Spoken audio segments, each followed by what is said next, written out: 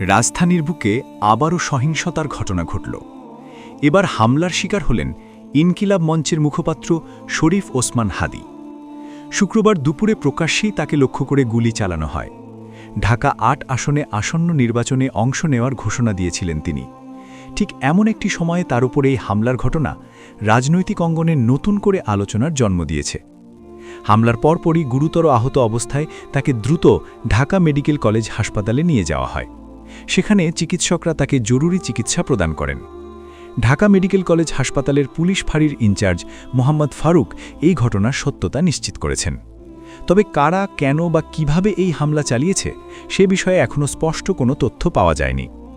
আইনশৃঙ্খলা রক্ষাকারী বাহিনী বিষয়টি খতিয়ে দেখছে বলে জানা গেছে।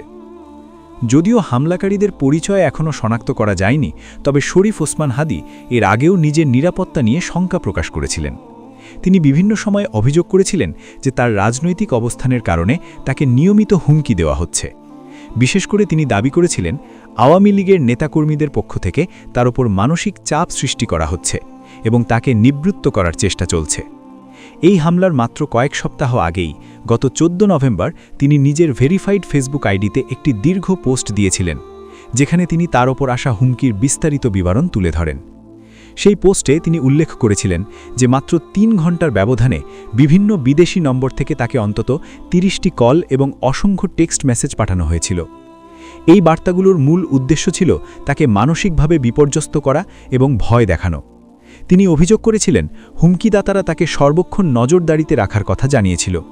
এমনকি তার বাড়িতে আগুন দেওয়া হবে এবং তার পরিবারকে নানাভাবে হেনস্থা করা হবে বলেও ভয়ভীতি প্রদর্শন করা হয়েছিল।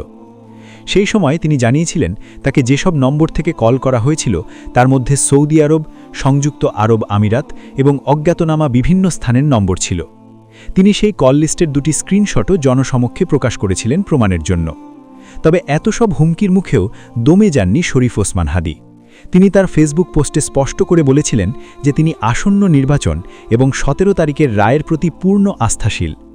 ন্যায় বিচারের দাবি থেকে তিনি কোনোভাবেই সরে দাঁড়াবেন না বলে দৃঢ় প্রত্যয় ব্যক্ত করেছিলেন।